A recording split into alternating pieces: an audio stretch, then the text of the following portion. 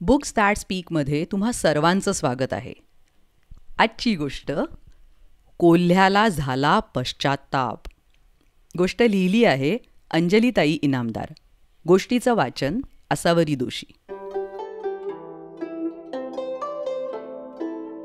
एक जंगल होतं.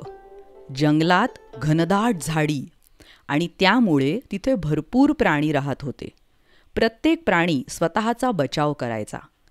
ससे, हरणं, कोल्हा, सिंह वाघापासून तर माकडे, खारी, सापांपासून स्वतःचा बचाव करायचे.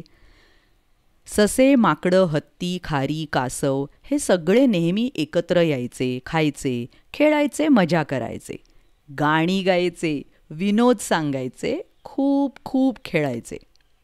एकदा ते सगळे एका ठिकाणी जमले आणि क्रिकेट खेळायचं ठरवत होते. तेवढ्यात कोल्हा तिथे आला.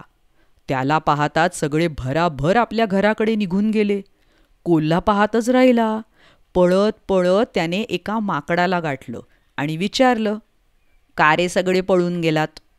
माकड उत्तरलं, "अरे तू आम्हाला फसवतोस आणि सिंह महाराज, वाघोबा दादा यांच्याकडे घेऊन जातोस.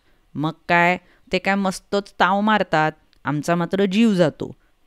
एवढं बोलून माकड पळून गेलं. परत दुसऱ्या दिवशी तोच प्रकार घडला. एकीकडे वाघोबा आणि महाराजही त्याच्यावर संतापले होते, कारण बरेच दिवसात त्याने शिकार आणली नाही म्हणून. कोल्हा घरी गेला, खूप विचार केला.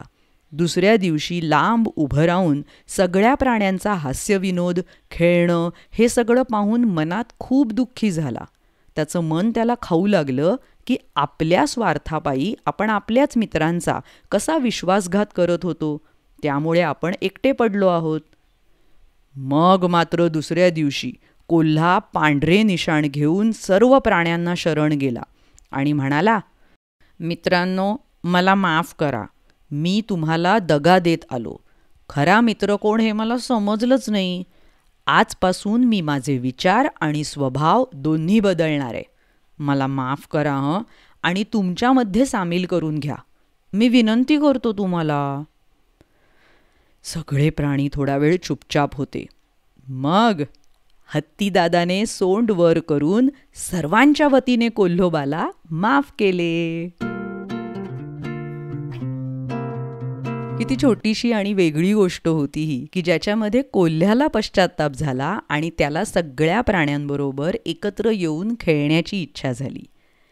तर अशा अनेक गोष्टी ऐकण्यासाठी बुक्स दॅट स्पीक या चॅनलला जरूर भेट द्या. यूट्यूबवर, वेगवेगळ्या पॉडकास्टिंग चॅनल्सवर. इंस्टाग्राम ID आहे बुक्स दॅट स्पीक.